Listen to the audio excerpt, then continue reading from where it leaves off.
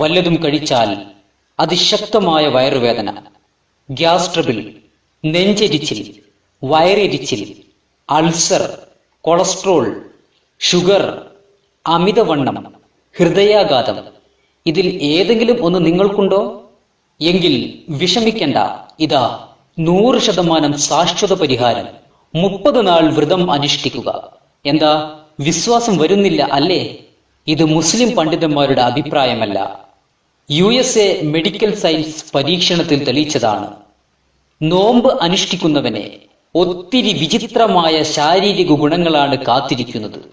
Boost your brain, തലച്ചോറിനെ ഉത്തേജിപ്പിക്കും, അഥവാ ബുദ്ധിയും ചിന്താശക്തിയും മെമ്മറി പവറും വർദ്ധിപ്പിക്കും.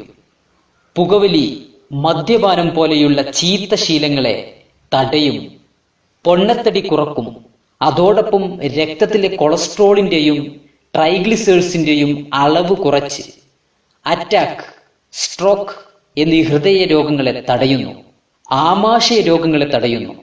ചുരുക്കത്തിൽ, വ്രതം അനുഷ്ഠിക്കുന്ന ആൾക്ക് ഒരുപാട് രോഗങ്ങളിൽ നിന്ന് മുക്തി നേടാം. ദൈവത്തിൽ നിന്ന് കിട്ടുന്ന പ്രതിഫലം വേറെയും.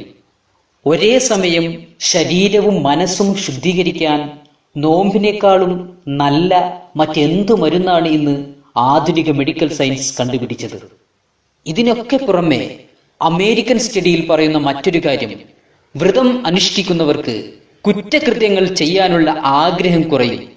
അതോടൊപ്പം ആദ്യത്തെ 10 ദിവസം കൊണ്ട് നമ്മുടെ രക്തത്തിൽ അലിഞ്ഞു ചേർന്ന 11 മാസത്തെ ഭക്ഷണത്തിൽ നിന്ന് ലഭിച്ച മാരക വിഷാംശങ്ങളെ വിയർപ്പിലൂടെ ശരീരം പുറന്തള്ളുന്നു.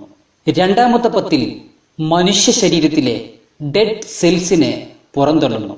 കഫം കൊണ്ടുണ്ടാകുന്ന രോഗങ്ങൾ മാറുന്നു. കുടലിന്റെ പെരിറ്റോണിയം പൊട്ടുന്നതിലൂടെ രോഗപ്രതിരോധ ശേഷി വർദ്ധിപ്പിക്കുന്നു.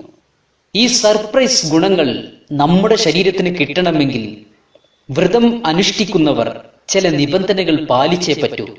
നോമ്പ് അല്ലാത്ത സമയങ്ങളിൽ ആഴ്ചയിൽ ഒരിക്കൽ മാത്രം കഴിക്കുന്ന നമ്മൾ നോമ്പിന് എന്നും ചിക്കൻ, ബീഫ്, മീൻ കഴിക്കുന്നു. അത് ഒഴിവാക്കണം. പൊരിച്ച എണ്ണക്കടികൾ, ബിരിയാണി, നെയ്ച്ചോർ, കൂടുതൽ എരിവും പുളിവും ഉള്ളത്, ഇതൊക്കെ ദിനവും നാം കഴിക്കരുത്. മിതമായി ഭക്ഷണം കഴിക്കുക. ഫ്രൂട്ട്സ്, വെജിറ്റബിൾസ് ഭക്ഷണത്തിൽ ഉൾപ്പെടുത്തുക.